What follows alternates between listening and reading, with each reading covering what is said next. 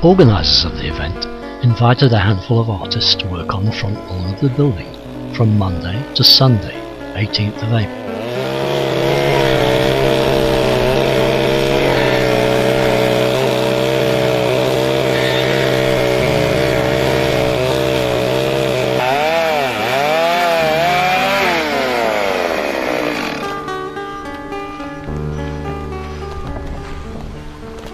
What are you up to this year, Lauren?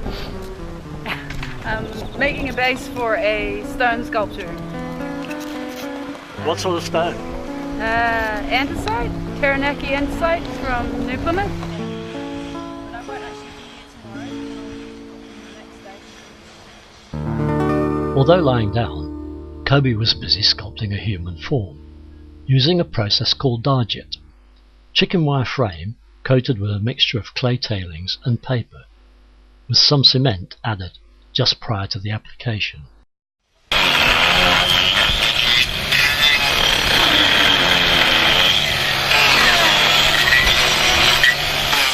Never one for working on a small scale, Terry Haynes was putting the finishing touches to another outsized garden seat. I'm just going to rehash the sculpture here that I did a couple of months ago that never really got finished, so I'm just going to finish it. It's a huge piece of wood. What does it weigh? When I started it weighed about 4.5 tonne, probably about 1.5, 1 3/4 now. And what sort of wood is it? It's a gum, but I don't know what sort of gum. There's too many species to actually name, but yeah, it's a gum. Is it difficult to work? Yeah, it's quite hard. And the more it dries out, because it was quite green when I started, but the more it dries out, the harder it gets. Anna, last year you created something I called a ballerina on the stairs, and it was very complicated. What are you going to do this year? Something less technical. I'm not going to pull the wood apart and put it back together like I did last time.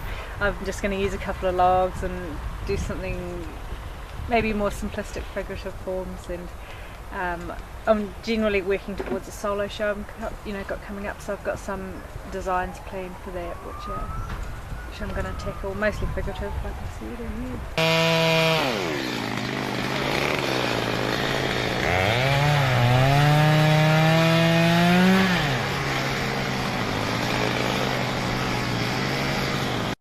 And I'm working on a multimedia piece, and this component here is a piece of telephone pole, a jarrah that I'm in the process of carving to be a tree trunk, and I'm also using some glass, and the glass components have to fit to the tree trunk part, and I'm going to use bronze for that.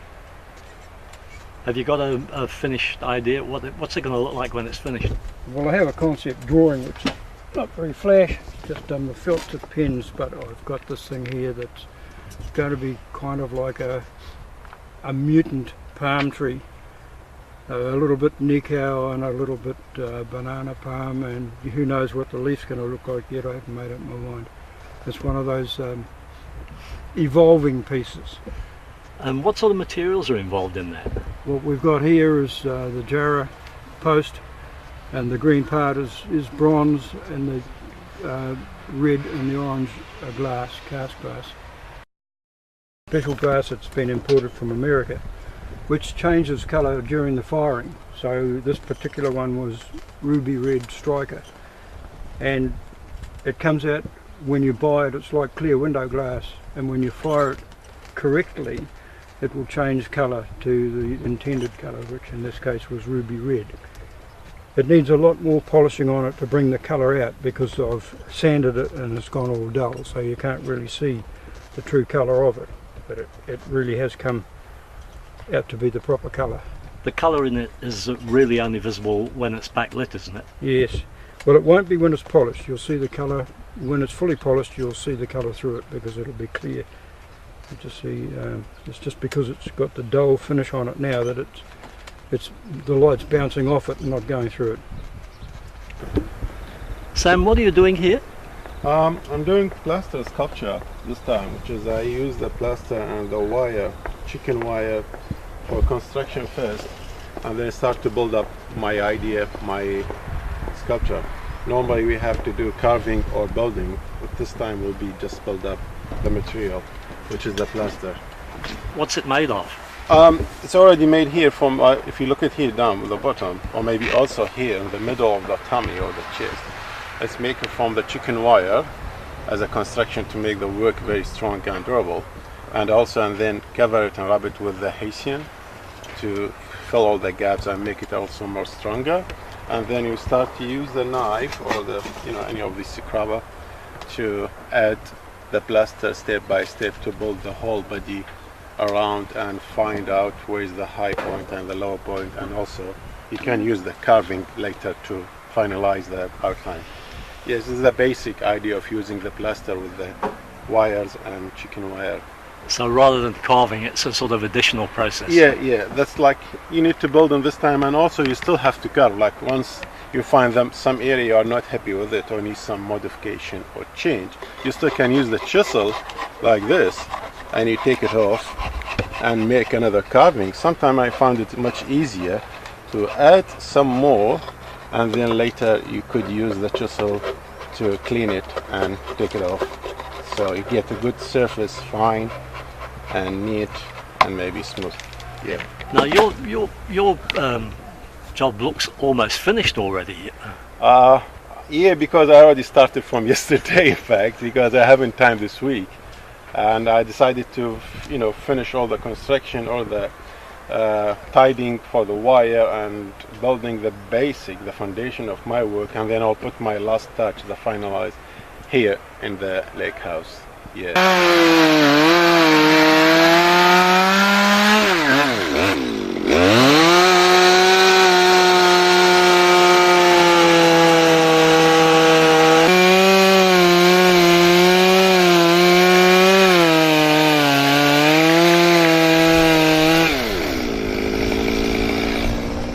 Unfortunately for Phil Bonham, after a couple of days' work, a minor disaster struck. His log was discovered, in part, to be too rotten to continue with his first concept. I mean, a little bit of rot's no problem. You can kill it and, fill it up and still use it, but it was just too much. So I've gone on to this bit of wood. Well, it's the same piece. I mean, that's the head and arm and hand. It looks quite creepy at the moment.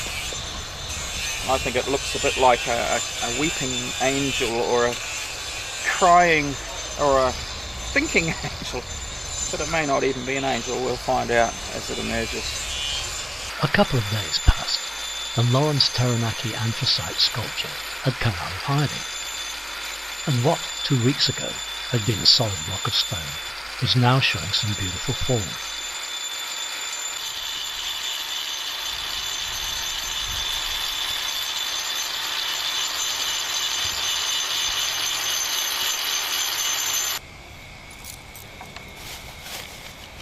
So when it's finished and sanded up to probably 800, I'll put a sealer on it, and so the outside will be that colour and the inside will stay white like that, so you'll have the contrast of the white and the black like that.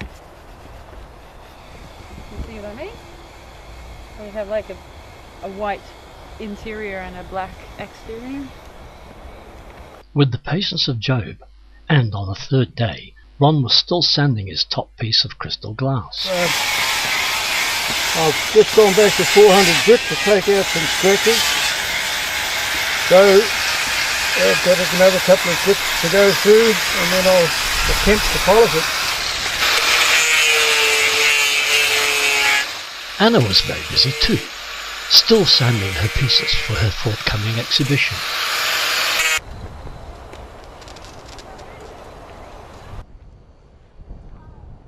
Phil Bonham's secondary plan was also taking shape, and even at this stage appeared to only require a bit of superficial finishing. And, in his inimitable fashion, Terry Haynes was loafing around, admiring the fruits of his labour. Meanwhile, Kobe had gone AWOL, but did have the grace to leave a book for her part-finished sculpture to peruse, presumably to ease the boredom.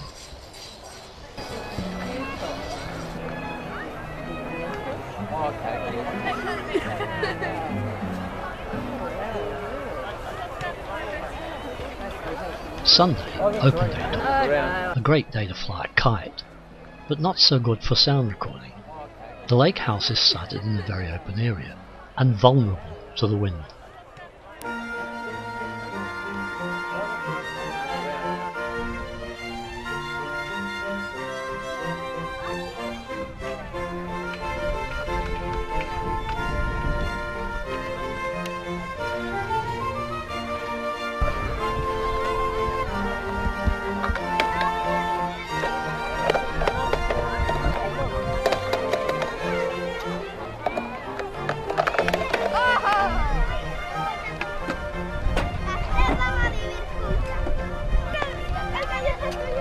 Event organisers had cordoned off an outdoor creche area for the children, allowing the grown-ups an excuse to play around painting corrugated cardboard.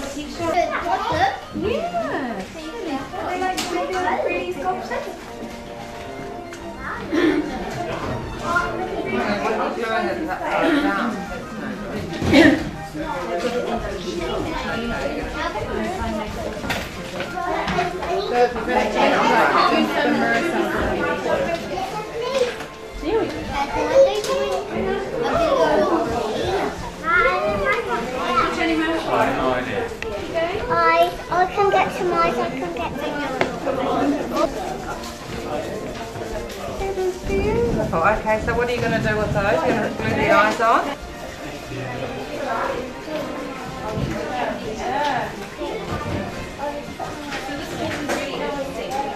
Okay, so put a dab of glue where you can put one eye, and another. So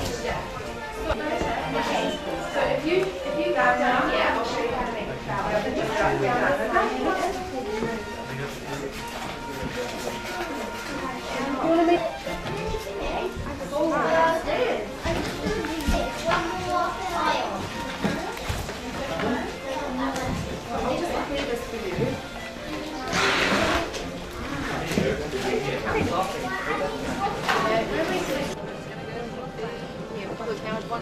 Meanwhile, out on the veranda, a couple of children were learning to manipulate clay on the potter's wheel, and one child was having more success than the other.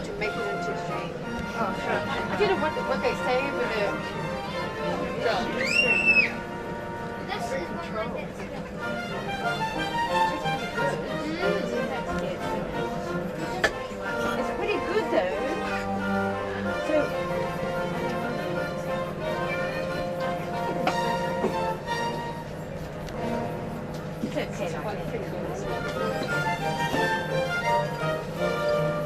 Also on the veranda, the very talented duo, Wei Kai Shayu and Max Grunwald, were providing background music for the festival visitors.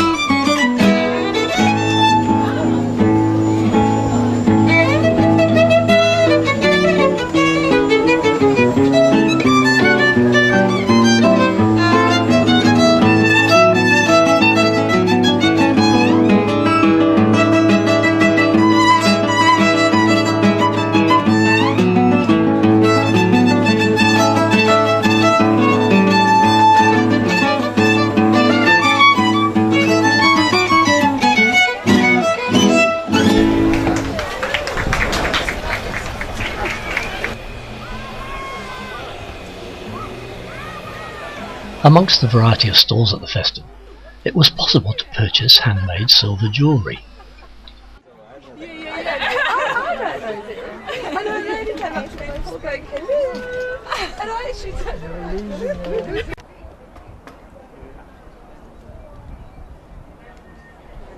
Maori by Design, made in New Zealand by Hamara, had statues available, ideal for presents, trophies, souvenirs, etc.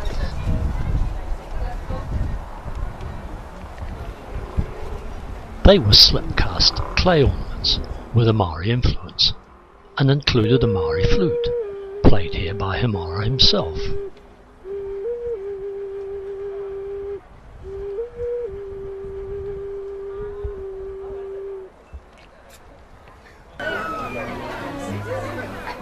You could take the trouble to paint your own face, or have it painted for you.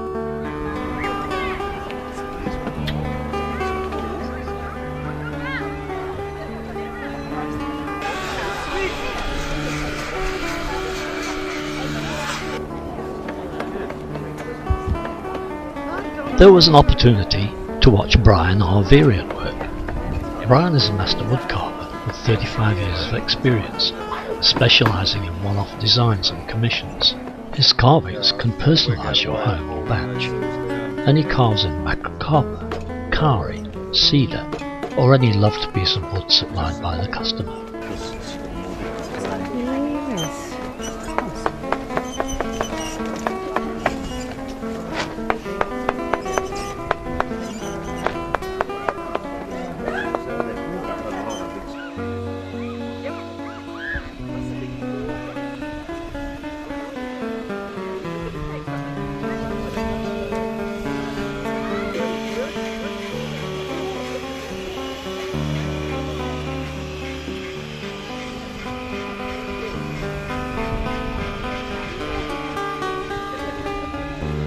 There were some very attractive garden mosaics for sale, and also, if you had the inclination, you could learn to carve Ongru stone.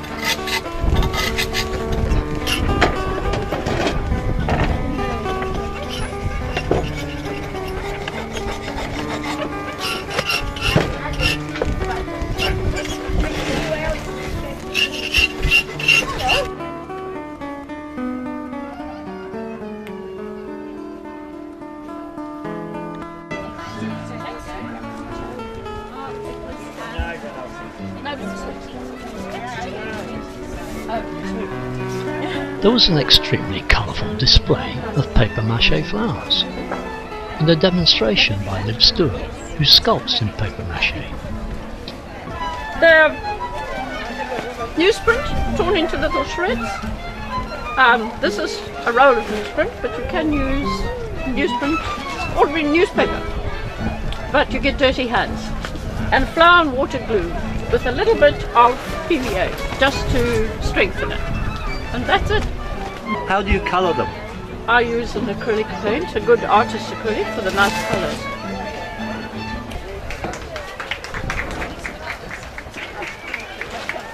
Very easy, as you can see, and they just grow.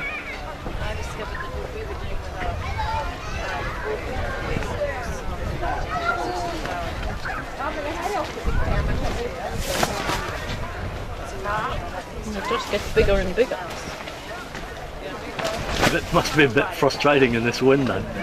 Well, that's why I've got sides to my tent.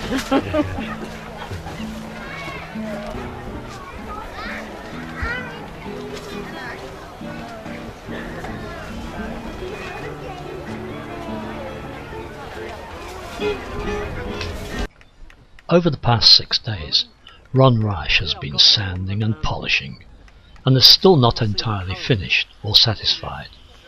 I might be finished in 2 weeks. I've got to let it down. However, to show what fine sandpaper grit and a lot of personal grit and perseverance can do, he has brought to the festival a piece that he polished and perfected. I know it's got some really beautiful colour in it. How did you get there?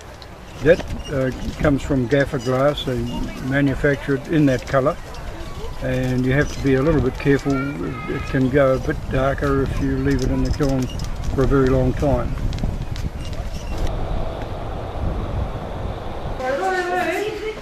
But meanwhile, back in the Hayden Robert Art Studio, some industrious children were getting their gloved hands dirty, making a new sign for the front gate.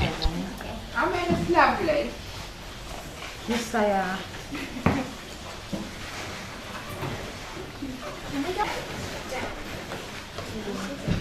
Horrible. They're not my fingers anymore. When were you going to read your book? Your book shouldn't be in. We were mosaicing letters to make a sign for the lake house. It's going on a signboard outside, is it? Yeah. Instead of the one they've got now. It's really good fun. Is that one of the letters? Yeah, it's the O, the lake house. It's going to be just past the H. It's going to be house. I only do it on a little bit because you don't really want it. It's just going to keep on. This was the first hands-on sculpture festival ever held, and it is planned to make it a biannual occurrence.